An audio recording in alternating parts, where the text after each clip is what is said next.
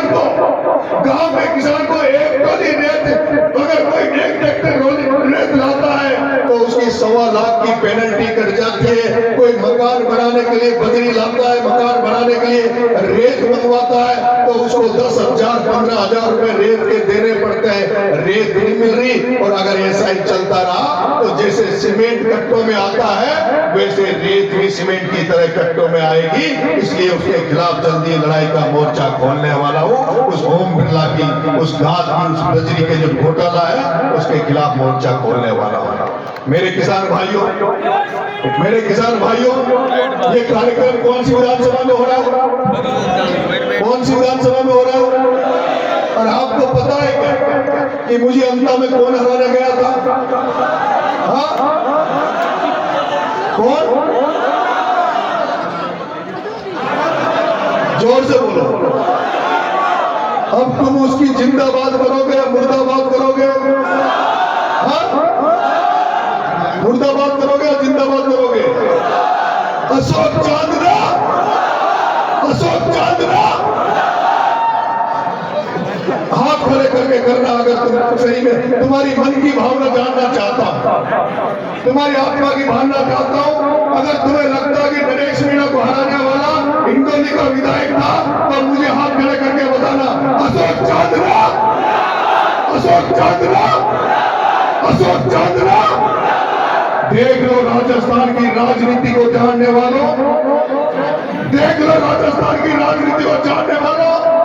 जो व्यक्ति मीणा समाज के इस बेटे नरेश मीणा को हराने गए, जो इस हारती की राजनीति में जिन्होंने व्यापारियों का साथ दिया, जिन्होंने किसान राजनीति को खत्म करने का प्रयास किया, जिन्होंने राजनीति की राजनीति खत्म करने का प्रयास किया, जिसने प्रहलाद गुंजल की राजनीति को खत्म करने का प्रयास किया, जिसने सचिन पायलट की पीठ में छुरा घोंपा। और वो कल कह रहा था कि 4 रोजड़े आ रहे हैं भारती में, हिंदोली में 4 रोजड़े आ रहे हैं।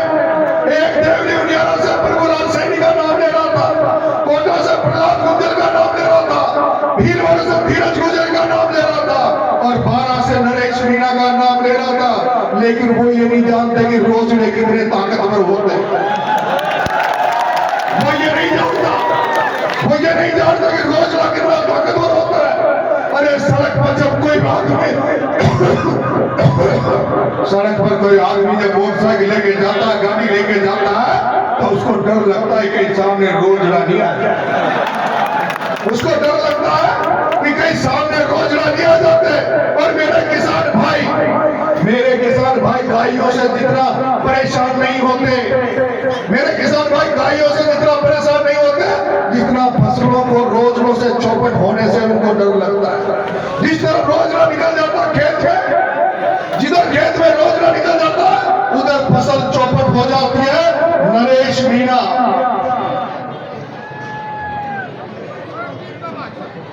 हिंडोली के एमएलए, तूने जिन 4 रोजड़ों का नाम लिया है, तूने जिन 4 रोजड़ों का नाम लिया है, अब ये रोजड़े रोज तेरे हिंडोली में आएंगे। ये रोजड़े रोज ही तेरी हिंडोली में आएंगे।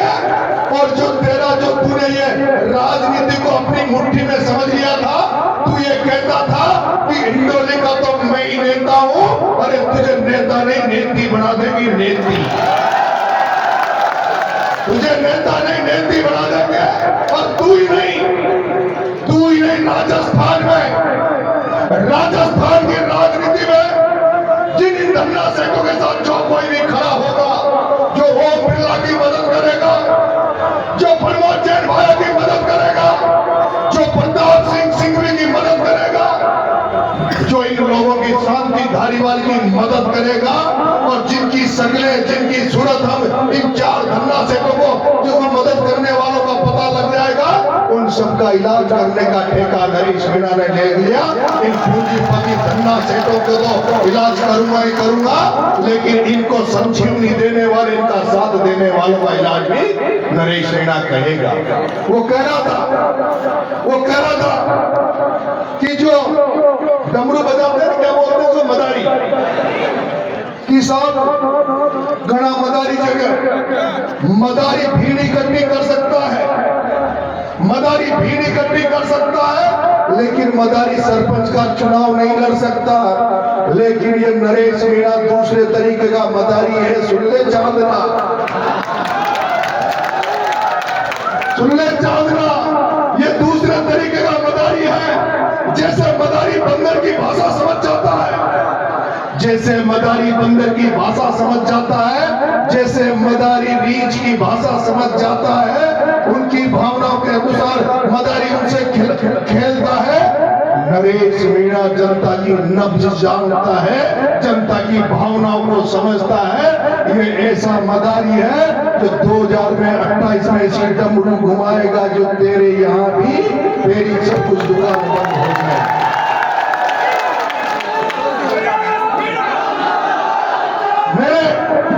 मेरे आदिवासी भाइयों, मेरे किसान भाइयों, क्या मैं धरना से पूंजीपतियों के खिलाफ लड़ाई लड़ रहा हूं, तो क्या तुम मेरे साथ हो?